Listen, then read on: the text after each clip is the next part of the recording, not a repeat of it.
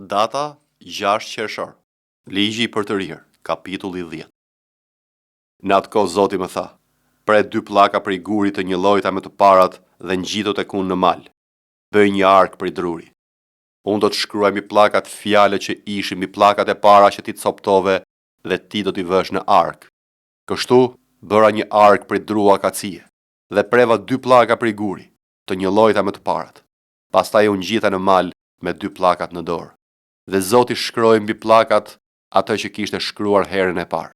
Do me thënë 10 urdhërimet që Zoti kishte shpallur për ju në mal në mes të zjarrit ditën e asambles. Pastaj Zoti mi dorëzoi mua.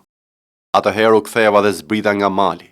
I vura pllakat në arkën që kisha bërë, dhe ato ndodhen aty ashtu si më kishte urdhëruar Zoti. Bijtë e Izraelit u nisen nga puset e bijve të Jakanit në drejtim të Moserahut. Aty vdiq Aroni dhe aty u varros. Edhe Eleazari, biri i tij, u bë prift në vend të tij. Që andej u nisën në drejtim të Gudgodahut dhe nga Gudgodahu për në Jot Bathah, vendi me rrjedha ujore. Në atë kohë, Zoti veçoi fisin e Levit për ta mbartur arkën e beslidhjes së Zotit, për të qenë përpara Zotit dhe për t'i shërbyer, si dhe për të bekuar në emër të tij deri në ditën e sotme. Prandaj Levi nuk ka pjesë as trashëgimi me vëllezërit e tij. Zoti është trashëgimia e tij, ashtu si Zoti Perëndia yt u kishte premtuar. Unë beta në mal 40 ditë e 40 net me radhë si herën e parë. Zoti më dëgjoi edhe këtë herë dhe nuk pranoi të shkatërroj. Atëherë Zoti më tha: "Çohu, nisë rrugën në krye të popullit, që ata të futen e të pushtojnë vendin që u jam betuar t'u jap edërve të tyre. Dhe tani o Izrael, çfarë kërkon nga ti Zoti, Perëndia yt? Të kesh frikë nga Zoti, Perëndia yt, të ecësh në tërë rrugët e tij, ta duash dhe t'i shërbesh Zotit Perëndisë tënd me gjithë zemër e me gjithë shpirt, dhe të respektosh për të mirën tënde të gjitha urdhërimet dhe statutet e Zotit që sot të urdhëroj. Ja, Zotit Perëndisë tënd i përkasin qiejt e qiejve, toka dhe gjithçka ajo përmban. Por Zoti u fali dashurinë e tij vetëm etërve të tu dhe i deshi ata. Dhe pas tyre midis tërë popujve, zgjodhi pasardhësit e tyre, domethënë ju, ashtu siç po ndodh sot. Prandaj do të rrethpritni prepucin e zemrës tuaj dhe nuk do ta forconi më qafën tuaj, sepse Zoti, Perëndia juaj është Perëndia i perëndive, Zoti i zotërve, Perëndia i madh, i fortë dhe i tmerrshëm, që nuk është fare i anshëm dhe nuk pranon dhurata, që u siguron drejtësi e timve dhe të vejave, që e do të huajnë dhe je bukë dhe veshje. Duajini pra të huajnë, sepse edhe ju ishit të huaj në vendin e Egjiptit. Do të kesh frikë nga Zoti, Perëndia yt, do t'i shërbesh atij, do të jesh lidhur ngushtë me të dhe do të betohesh me emrin e tij. Ai është lavdia jote, ai është Perëndia yt, që ka bërë për ty ato gjëra të mëdha dhe të tmerrshme që sytë e tu i kanë parë. Etrit e tu zbriten në Egjipt në një numër që nuk i ka përcente 70 personat. Dhe tani Zoti, Perëndia yt, të ka shumëzuar si yjet e qiellit." Psalmi 94. O Perëndi i hakmarrjes, o Zot, Perëndi i hakmarrjeve, shkëlqe. Çohu o gjykatës i tokës dhe jepu shpërblimin mendje mëdhejve. Deri kur të pabesët o Zot, deri kur të pabesët do të triumfojnë. Ata vjellin fjalë dhe mbajnë fjalime të paturpshme, të gjithë ata që kryen pa udhësi flasin me arrogancë. Ata marrin nëpër këmbë popullin tënd o Zot dhe shtypin trashëgimin tënde. Vrasin gruan e vet të huajnë dhe vrasin jetimët. Dhe thonë, Zoti nuk shikon, Perëndia i Jakobit nuk kupton. Kërkoni të kuptoni o njerëz të pamend midis popullit, dhe ju budallënj, kur do të bëheni të zgjuar? Ai që ka vënë veshin a nuk dëgjon? Ai që ka formuar syrin a nuk shikon? Ai që ndreq kombet a nuk do t'i dënoj ata? Ai që i mëson diturinë njeriut? Zoti i njeh mendimet e njeriut dhe e di që nuk janë veç se kotësi. Luma i njeri që ti ndreq o Zot dhe që ti mëson sipas ligjit tënd, për t'i dhënë prejhe në ditën e fatkeqësisë derisa t'i hapet gropat të pabesit. Sepse Zoti nuk ka për të hedhur poshtë popullin e tij dhe nuk ka për të braktisur trashëgimin e tij. Gjykimi do të mbështetet përsëri mbi drejtësinë dhe tërë ata që janë të drejtë nga zemra do t'i shkojnë pas. Kush do të ngrihet për mua kundër njerëzve të këqij? Kush do të më dalë krah kundër atyre që kryejnë pa udhësi? Në qoftë se Zoti nuk do të më kishte ndihmuar, do të kisha përfunduar shpejt në vendin e heshtjes. Kur thash këmba ime nguron, mirësia jote o Zot më ka përkrahur. Ku një numër i madh shqetësimesh më mbysnin, për dëllimet e tua më jepnin zemër.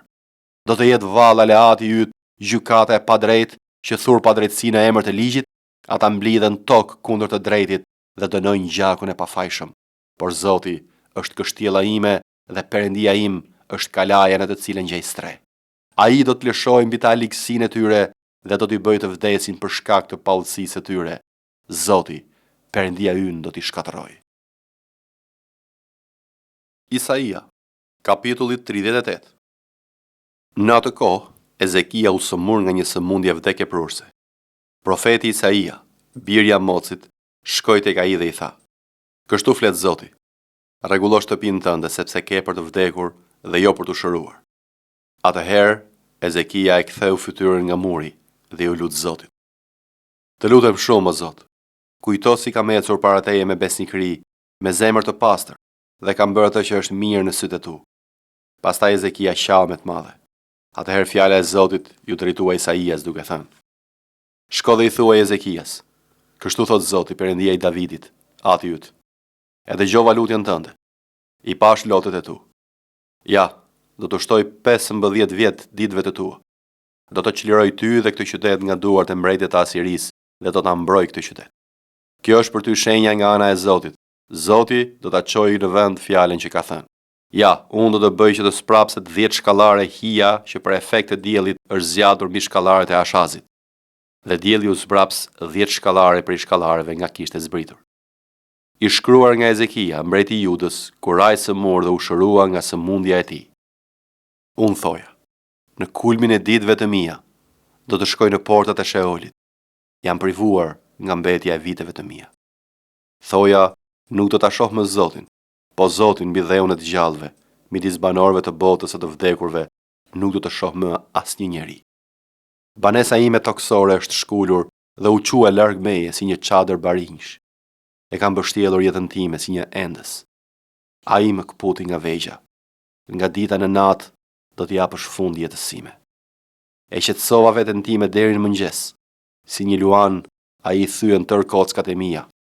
Me kalimin nga dita në natë do t'i japësh fund jetës sime. Krakollia si një lejlek, apo një dallëndyshe, rënkoja si një pëllombesh. Sytë e mi ishin të lodhur duke parë lart. O Zot, jam i shtypur. Bëhu ti garanti im." Çfarë të them? Ai më ka folur dhe ai vetë ka bërë këtë gjë.